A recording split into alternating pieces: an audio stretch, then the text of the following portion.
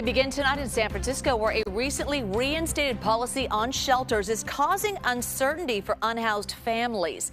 As we first reported last November, the city is putting a 90-day limit on the length of time families can stay in shelters, with some exceptions. So that policy had been on hold since the start of the pandemic, but its return comes at a time when the number of families on the street is skyrocketing. So San Francisco conducted its most recent point-in-time count last January. So the report found 405 homeless families in San Francisco. That is up 94% from 2022, though the city says part of that jump is because their data collection practices have improved. Nearly a third of those families were unsheltered. So city officials say reviving this policy will help them prioritize families with the most urgent needs. So our Kara St. Cyr spoke with one family who just got notice their time in the shelter will soon be up.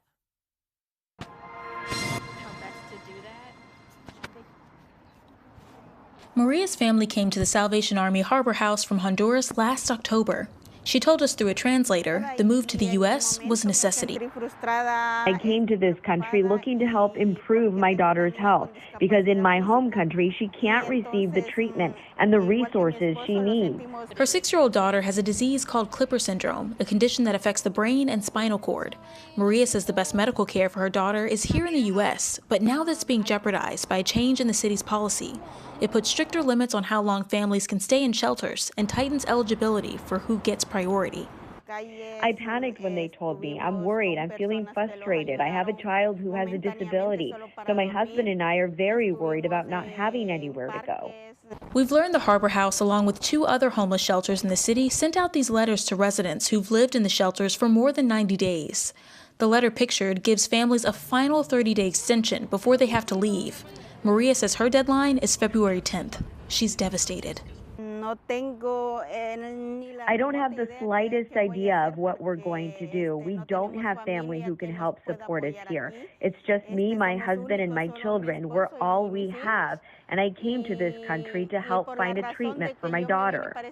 San Francisco's Department of Homelessness and Supportive Housing rolled back COVID-era extensions for families staying in 90-day shelters in December. The new policy allows for up to 3 30-day extensions based on individual family circumstances.